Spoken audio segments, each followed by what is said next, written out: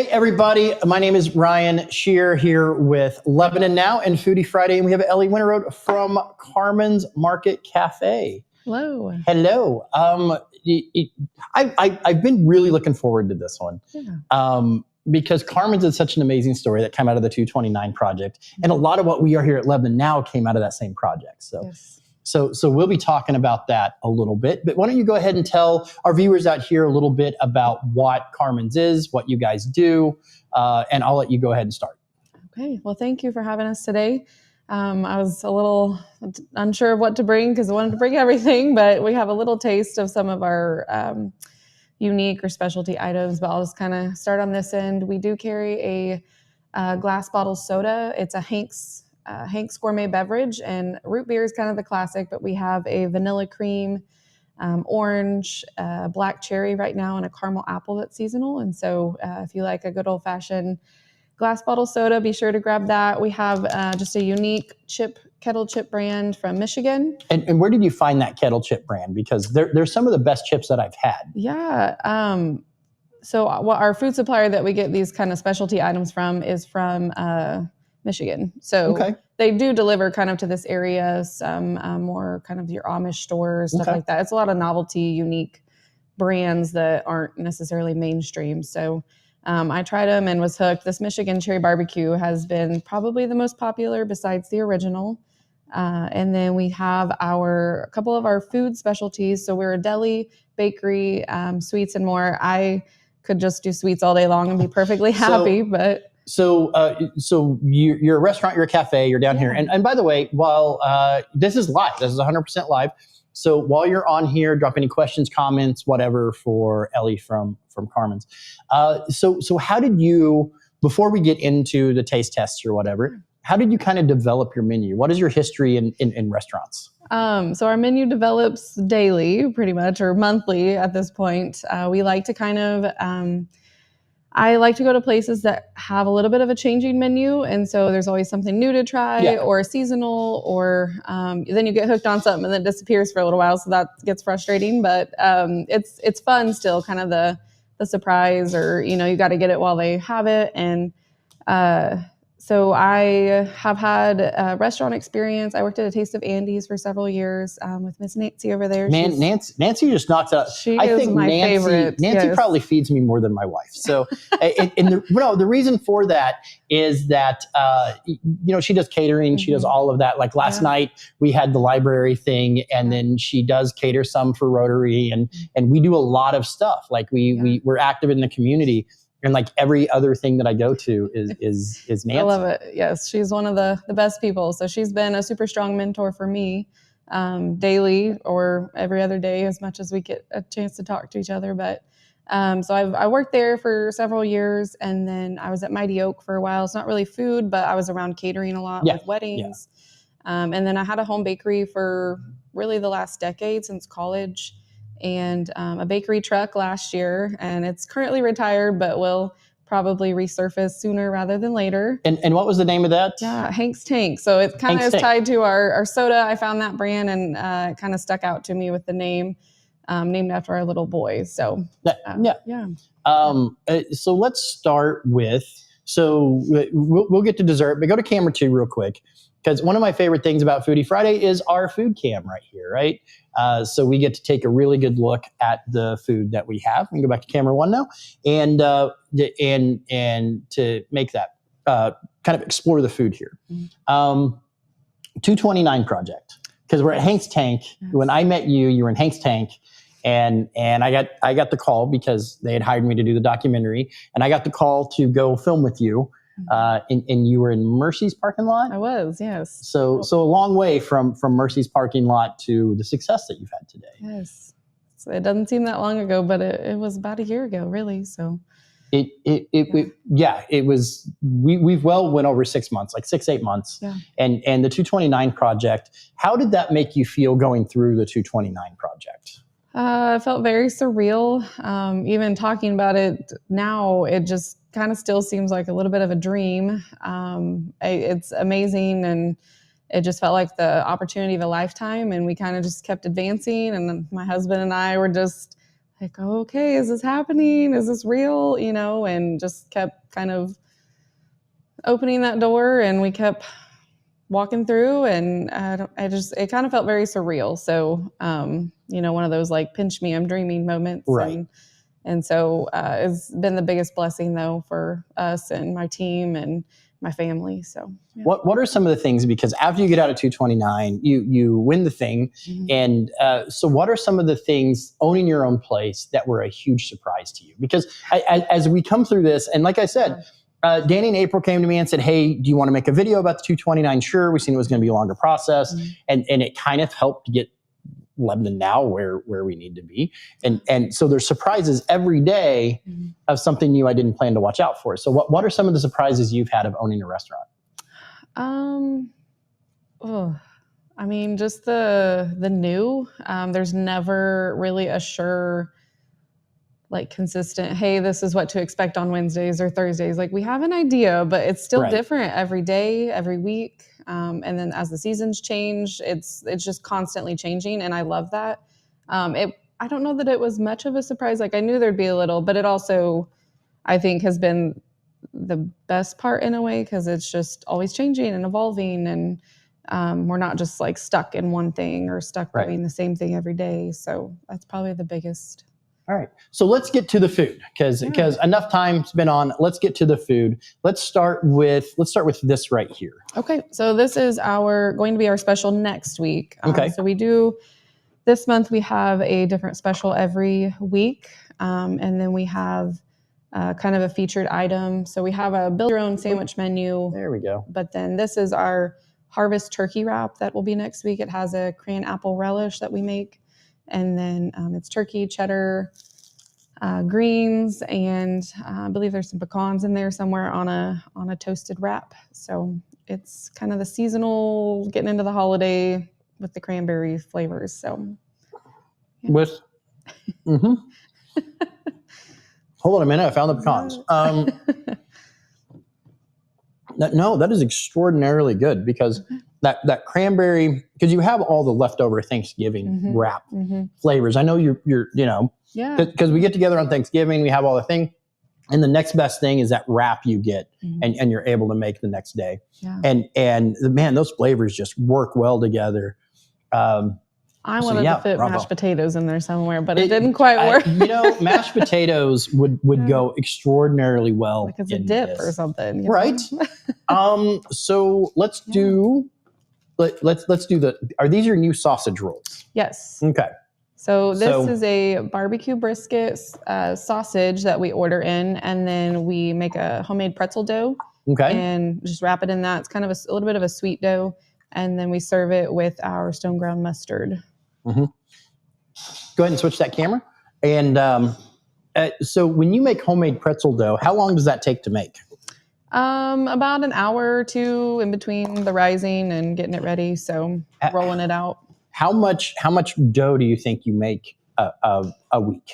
Oh, well, we go through about 50 pounds of flour just in our doughs that we're making. So, and that's our bread doughs, not necessarily cookie dough.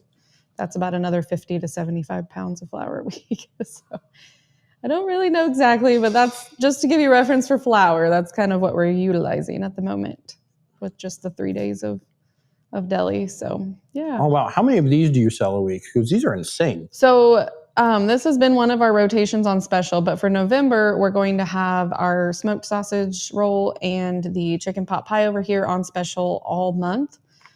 We've had several requesting, and now that we're kind of in the colder months, we're going to have those hot case items more frequently. So that has been a very popular, pair it with a salad or a cup of soup, and you have a perfect lunch. So, or snack or breakfast.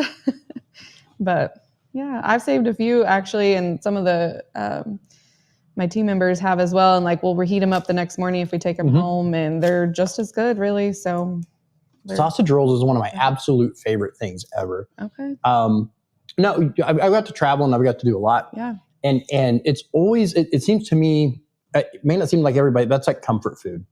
I don't know why, but just that sausage roll, it's that homemade bread. Yeah. All right, so let's talk about, so I have been hearing crazy, amazing things about these, right? The chicken pot pies. Yeah. What, a little delicate. So. They are a little delicate. Let me rearrange some things here. I meant to bring you a fork and I kind of forgot. It's fine. Yeah, go ahead and grab me something. So we're going to get that grabbed. And they might want to hurry because they left the camera on the wrong camera. And I know, multitasking is hard. So, but all right, got a fork here.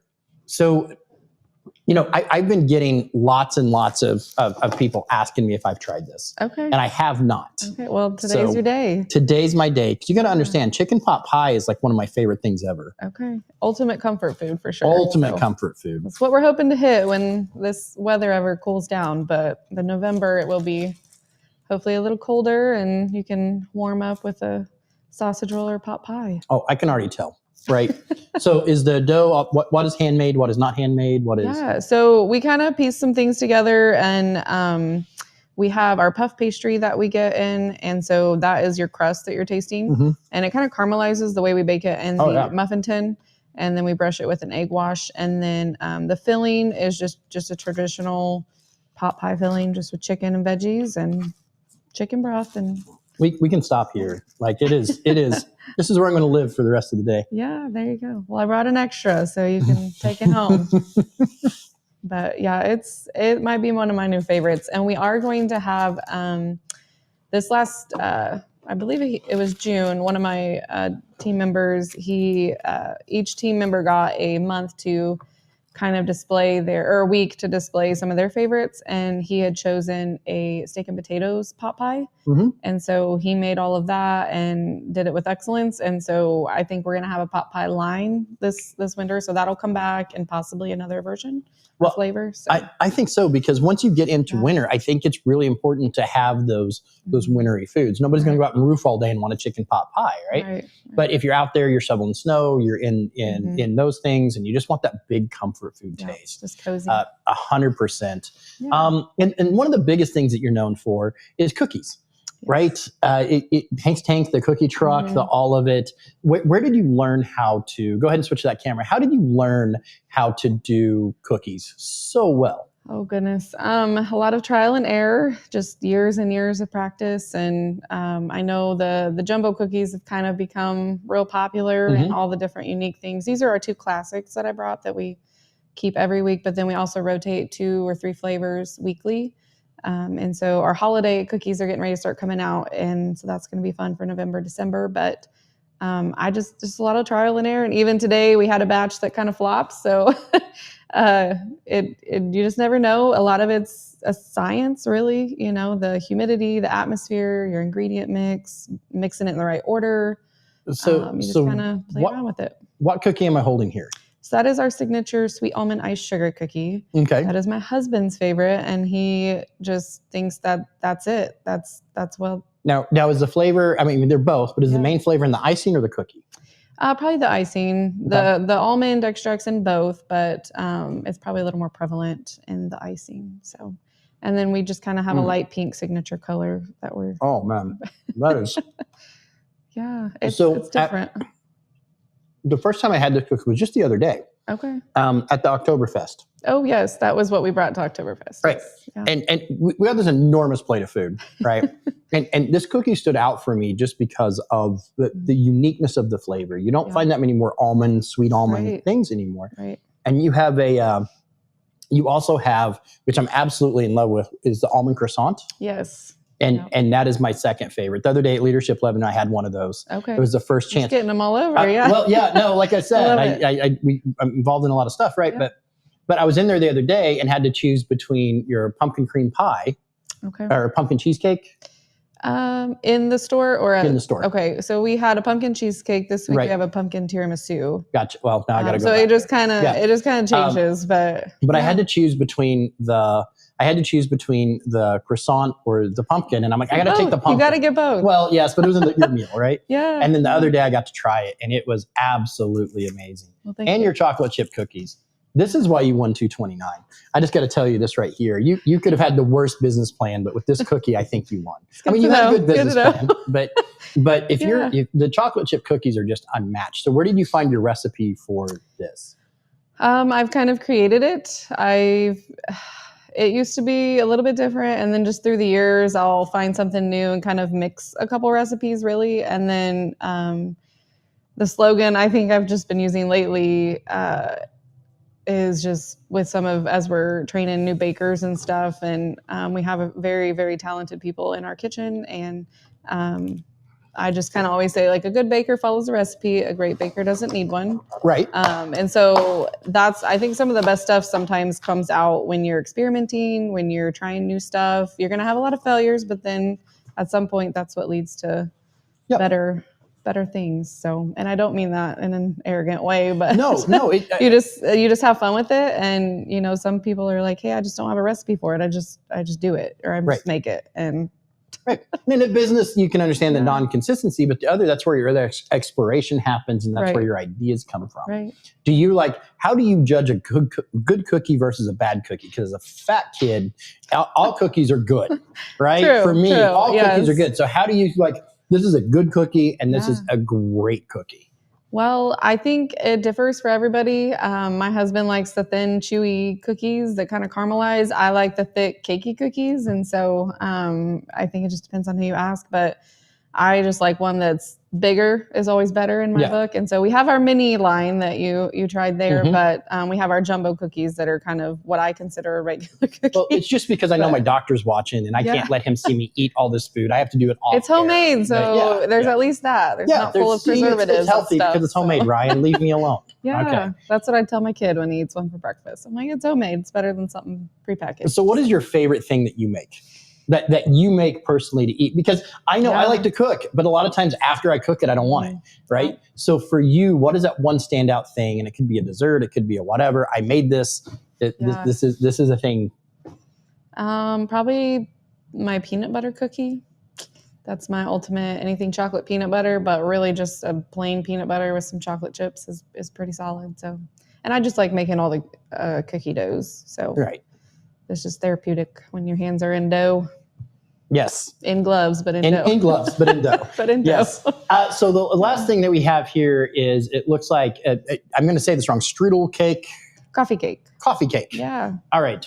Big fan. So we have 4 pieces. So are they tell us what we're looking at here. Yes. So one of them is actually a duplicate for today, but we have a coffee cake flight coming out that was actually inspired by Petty Eddie. He had tried our one of my bakers. He did his coffee cake last month, and so did 4 different flavors. And then he had tried them all, and he was like, "You guys should do a coffee cake flight." So I was like, "That's a great idea." Absolutely. So that's launching for November. So they're going to be packaged in these little clam shells, just available each day till they're gone. But we'll have an apple cinnamon one, a regular cinnamon, and then a blueberry and a raspberry white chocolate coffee cake. So they're all just very hearty and very good to heat up with your morning coffee or any time of day. And I do like the crumbly, dense, like the 2 different layers of the coffee cake. And which one do I have here? So that would be the raspberry white chocolate. Raspberry white chocolate. So down the hatch. As Miss Gluten Free behind the monitor is like, I hate you. So. Oh, well, you know. But you did bring her things. So. Yes, got her some goodies too. But that is insane. Yeah, so that's Balin's. He makes those coffee cakes from scratch. He just does it. He layers them, and he just does a really good job.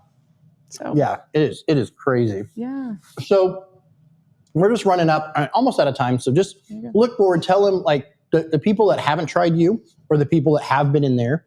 Tell everybody what they should know about Carmen's.